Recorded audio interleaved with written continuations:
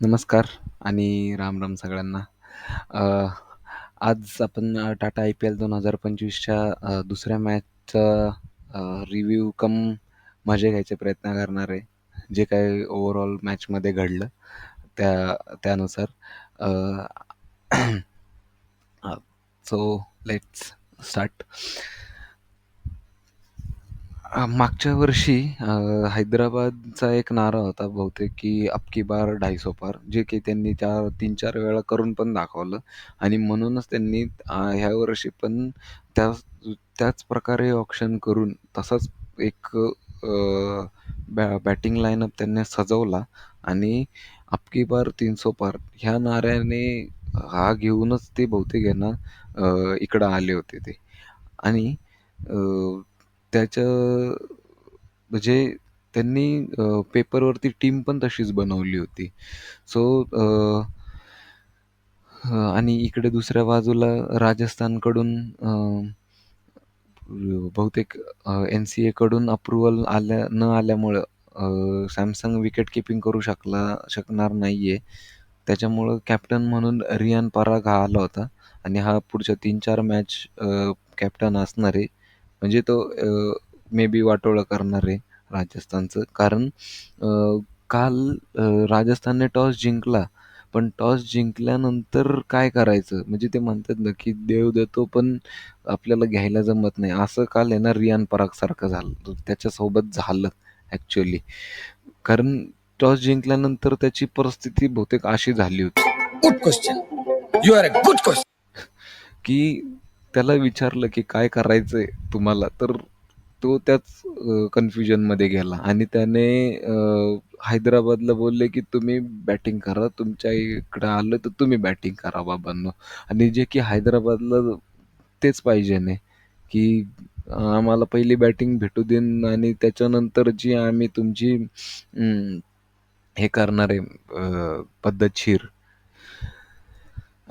जसं की ते म्हणजे ह्यांची नेहमीप्रमाणे तोडफोड संघटनेचे अध्यक्ष ट्रॅव्हिस हेड भाऊ आणि उपाध्यक्ष अभिषेक शर्मा, म्हणजे एक भारताचा हेडेक आणि दुसरा भारताने इतरांसाठी बनवलेला T20 मधला हेडेक, असं ही दोघं जण उतरली आणि ह्यांनी पहिल्या बॉलपासूनच चालू केलं हाणामारी करायला. म्हणजे त्यांनी सुट्टीच दिली नाही अक्षरशः कुठंच. कारण अभिषेक शर्माचे मिस टाईम झालेले बॉलसुद्धा बाउंडरीला जात होते. फारुकीच्या ओव्हरला 2 बॉल असे मिस टाईम झाले. ते सुद्धा आहे ना, म्हणजे टो एंडला लागून बाउंडरीला चालले होते.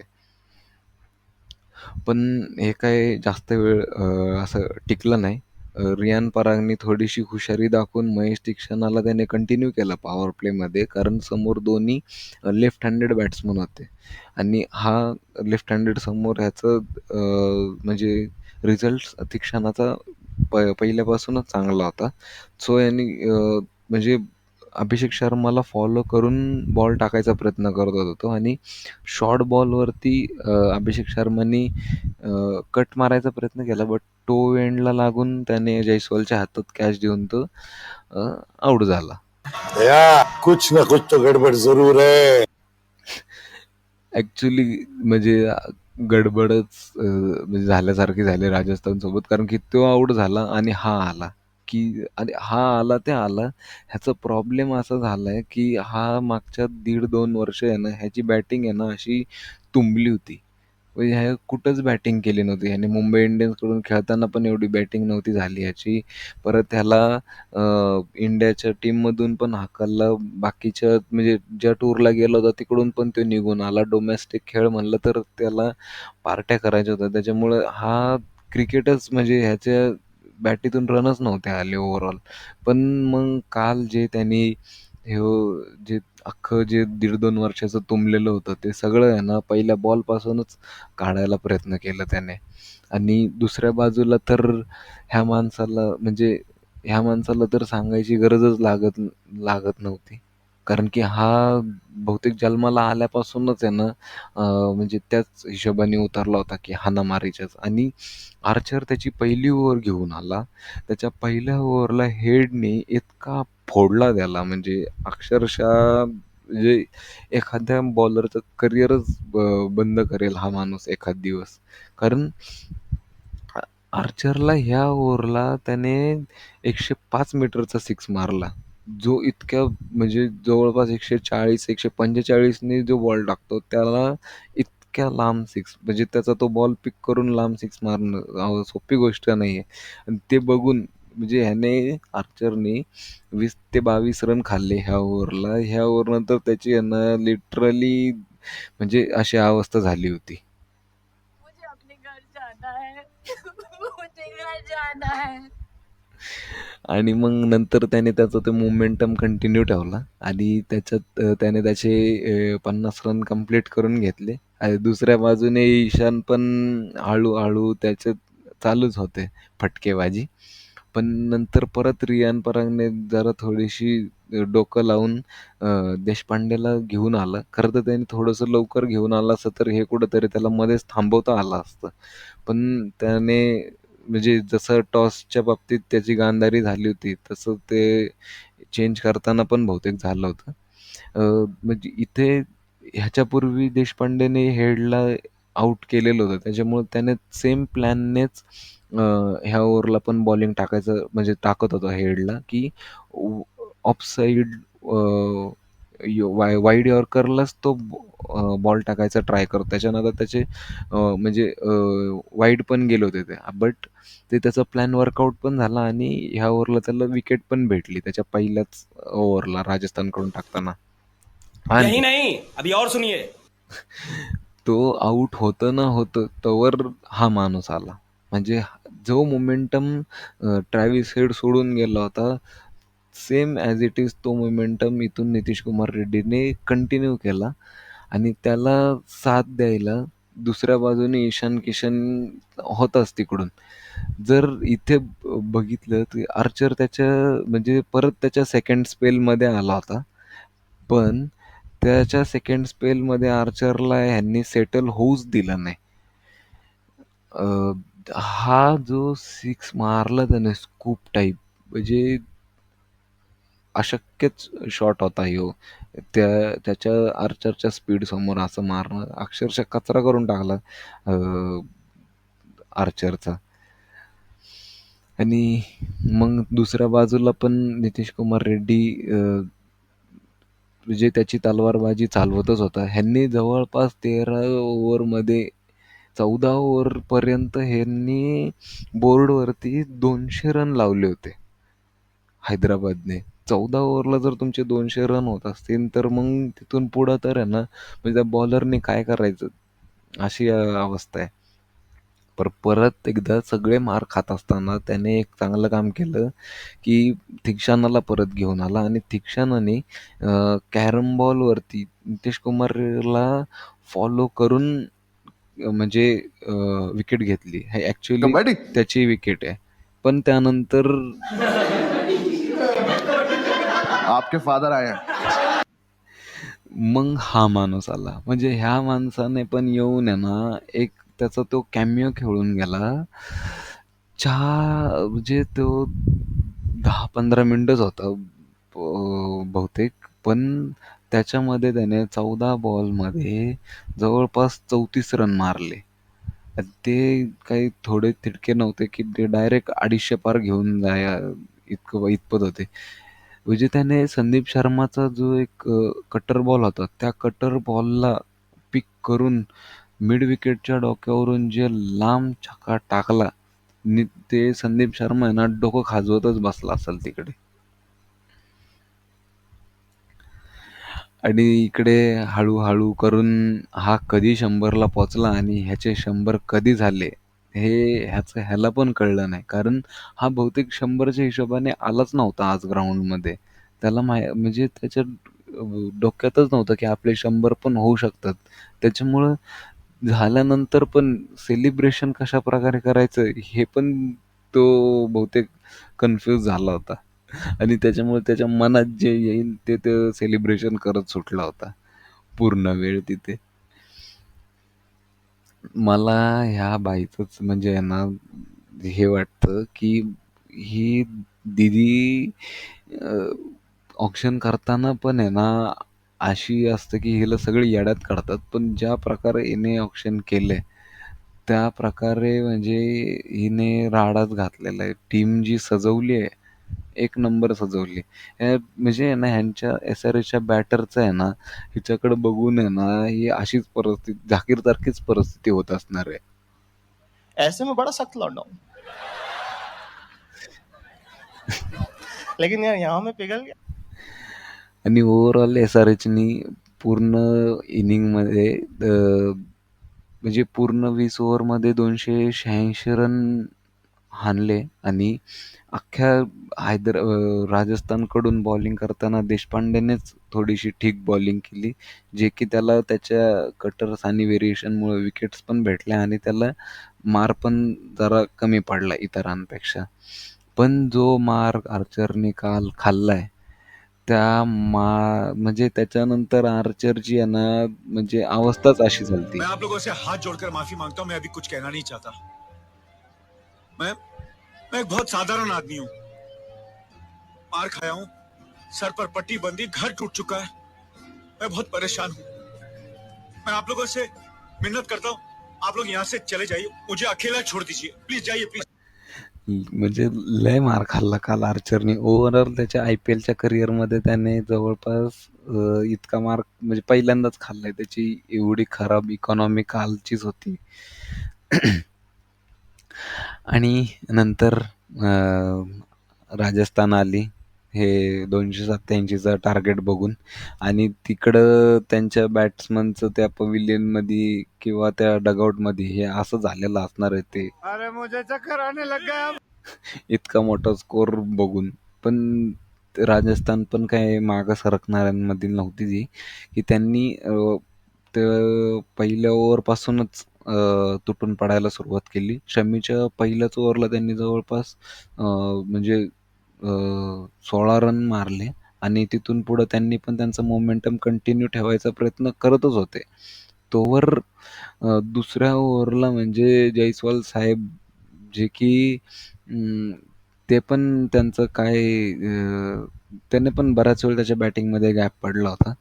सो त्या शॉट खेळला त्याने चांगला, बट हातातच मारल्यामुळं त्याची स्वप्न तिथंच म्हणजे सगळे संपले ह्या मॅचचे चेस करण्याचे. आणि मग त्यांचे ह्याच्या विकेटनंतर आले सर्वेसर्वा टेम्पररी म्हणजे टेम्परवारी रियान दादा पराग. पहिल्या बॉलला त्याच्या बाउंड्री आली, पण त्याच्या लगेच दुसऱ्या बॉलला त्याला 6 मारायला जायचं होतं आणि ते मारता मारताच त्याने कमिन्सच्या हातामध्ये कॅच देऊन बस अच्छा ठीक आहे डन. आणि जे म्हणजे सिमरजीतला पण वाटलं नसन असं, म्हणजे त्या दिवशी म्हणजे ते तेव्हा घडलं पण. एकाच ओव्हरमध्ये 2 विकेट, त्या पण चांगल्या बॅटर्सच्या. आणि रियान परागचं बहुतेक आहे ना, म्हणजे ती ओव्हरऑल बॅटिंग बघून आहे ना, अशा अवस्था झाली असेल. मैं बहुत थक गया हूँ, इसलिए मैं अब सोना चाहता हूँ, जी भर कर सोना चाहता हूँ.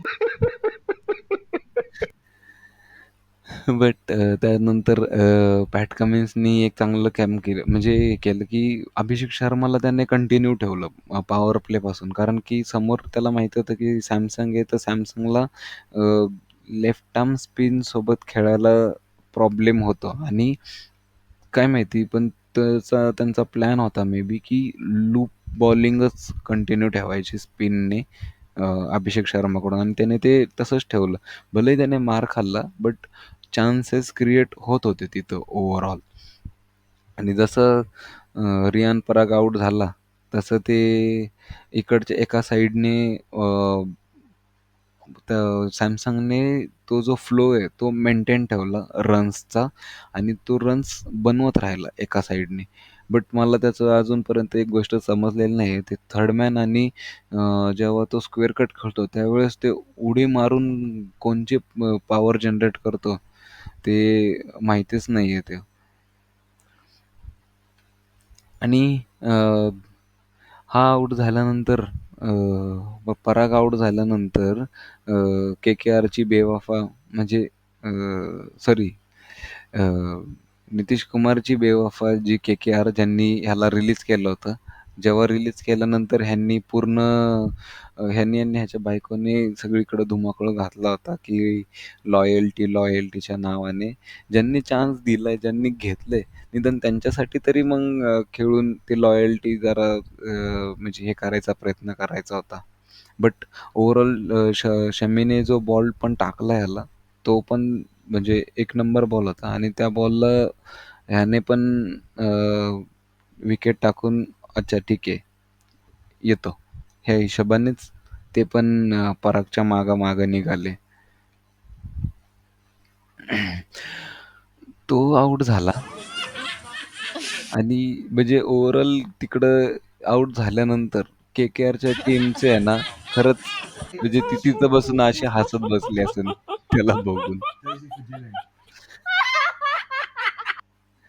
आणि त्याच्यानंतर मग हा आला ध्रुव जुरेल. ध्रुव जुरेलनी ओव्हरऑल म्हणजे त्याच्या अख्ख्या इनिंगमध्ये म्हणजे मस्त बॅटिंग केली. त्याने ड्राईव्हज परत जे पिकअप शॉट्स वगैरे खेळले ते एक नंबर एक नंबर होते ओव्हरऑल सगळे.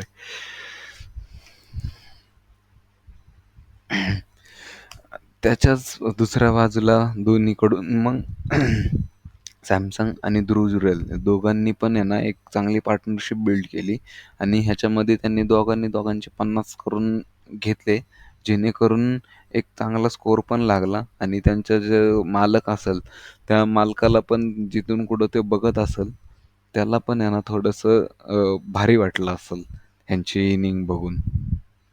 शाबाश बेटा, बहुत बढ़िया मुन्ना. आणि नंतर पॅट कमिन्सचा पण एक चांगलं होतं, की त्याने जेव्हा ह्याचे बॉलर्स मार खात होते अशा पाटा पिचवरती, त्यावेळेस त्यांनी जे बॉलिंग चेंजेस केली म्हणजे झॅम्पाचा यूज, परत अभिषेक शर्माचा किंवा स्वतःचा सुद्धा स्पेल ज्या प्रकारे त्याने यूज केला ना, तो ओव्हरऑल म्हणजे भारी होता. ज्याच्यामुळं राजस्थानला रन्स तितके बनवता पण आले नाही आणि त्यांच्या नंतरच्या बॅटरला सेटल पण होता आलं नाही. आणि त्यानंतर 12व्या का 13व्या ओव्हरला एक कॅच आलता फाईन लेगकडं. तो कॅच घेताना शमीला काय म्हणजे त्याचं लक्ष होतं की नव्हतं माहितीच नाही. शमी मियाँ कुछ मालूम वो चीज़ा की बाबा वो उस टाइम पे क्या कर रहा था. बट त्याचे जे एक्सप्रेशन होते ते एक्सप्रेशन बघून आहे ना म्हणजे ते भीती वाटण्यासारखंच होते त्याचे एक्सप्रेशन.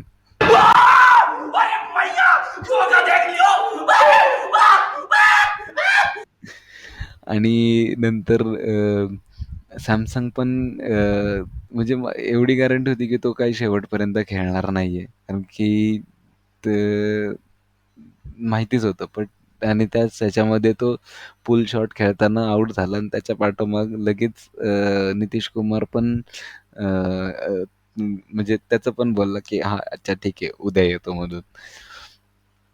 आणि त्यानंतर मग हेटमायर आणि शुभम दुबेनी हा मोमेंटम कंटिन्यू ठेवायचा प्रयत्न केला. बट त्यांना ते म्हणजे जो सेटअप हे सोडून गेले होते सॅमसंग आणि ज्युरेल, तो हेटमायरच्या रोलसाठी एकदम परफेक्ट होता. म्हणजे जो ज्याच्यासाठी राजस्थानने त्याला घेतलंय किंवा ठेवलंय आतापर्यंत, तो त्याच्यासाठी एकदम परफेक्ट होता. बट तशी इनिंग आजपर्यंत मी हेटमायरकडून कधीच बघितली नाहीये विनिंगवाली राजस्थानसाठीची. बट दुसऱ्या साईडला शुभम दुबेनी जी इनिंग खेळली त्याची, म्हणजे 11 बॉलमध्ये 34 रनांची जी इनिंग होती, त्या जोरावरती त्याने त्याचं म्हणजे जागा पक्की केली त्याच्या टीममध्ये. आता इथून पुढच्या ह्या सीझनला तरी ॲटलिस्ट.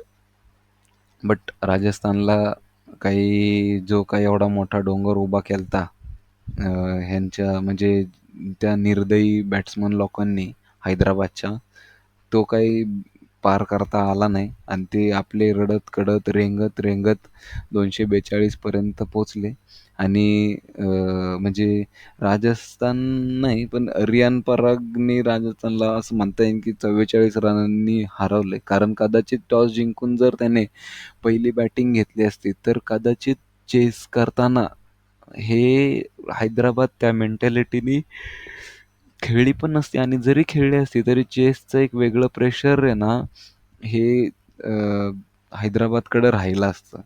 बट शेवटी गेम गेम आहे. बाकी दॅट्स इट आजच्या पुरतं. उद्या भेटूयात नवीन व्हिडिओमध्ये.